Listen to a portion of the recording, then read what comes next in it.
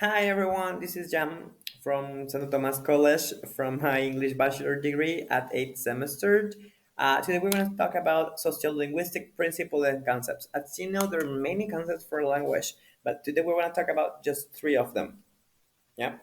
So there's a short introduction that I decided to create for you. If you really want to read it, feel free to stop the video and then play it again, right? So let's continue. The three concepts we're going to talk about today is speech community, code switching, and multilingualism. So let's continue. So what is a speech community? A speech community refers when a specific kind of group or just people use the same dialect or the same method of communication referring to something, yeah, using a specific language or accent and vocabulary. For example, at speech communities, I have put some examples about it: academic departments, online communities, LGTB, and gender identified groups. For example, academic departments. The cost of the sufficiency test is 90,000 pesos. It refers that if you go to, for example, Santo Tomas College and you want to take a sufficient test, it will take almost 10,000 hundred. No, 1,000 hundred. Yeah. Secondly, online communities. Let's go for the Nasher. The the rival team killed the Baron. What is a Nasher? A Nasher is a big monster that provides you energy, magic, and strength to kill the other team. Yeah, this appears on a game named League of Legends or Will Rift.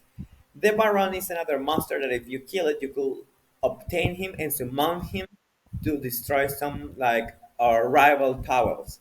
And the other one for LGTB community, there's a gay app named Grinder used by gay people. This app is most of used for like dates or like have like a specific um, like meetings or meets with people to meet people and to do some specific things that I'm gonna talk about. So the normal questions in this app is what's your role, what's your age, talking and referring what kind of your sexual role you're gonna use or do. For example, or perform. For example, top means active, versatile means versatile, bottom means passive. So this is like kind of like language being specific for just this kind of app, right? So code switching. What is code switching? Refers to a group of people who specifically change uh, languages conversation. For example, we start talking in Spanish and then suddenly someone speaks in English or French or Japanese because both of us understand the same language, right? So I'm gonna put some examples and I told you if you want to read this, feel free just to stop it and then start again. So I put three examples. First one, multilingual household, social media, and everyday conversation. Household. Mother, did you finish your homework yet? Child, or his son, or whatever. Yes, sí, mom, ya terminé. Talking that maybe we could assume that her mother or his mother is American and his father or her father comes from Latin America, right? That's why he knows both languages. And also, we could assume that her mother or his mother or her mother understands Spanish too. Social media. I don't understand why, but people most of the days just start posting on Instagram, Facebook, or just a status on WhatsApp what they're doing in English and Spanish. If it wasn't just sufficient, it was just enough to do that in English, they decided to put it again in Spanish. So it's like just like too much information. It's like repeating the same. For example, having a great time at the beach today. La playa es mi lugar favorito. I mean, they're not the same sentence, but they're referring to the same thing.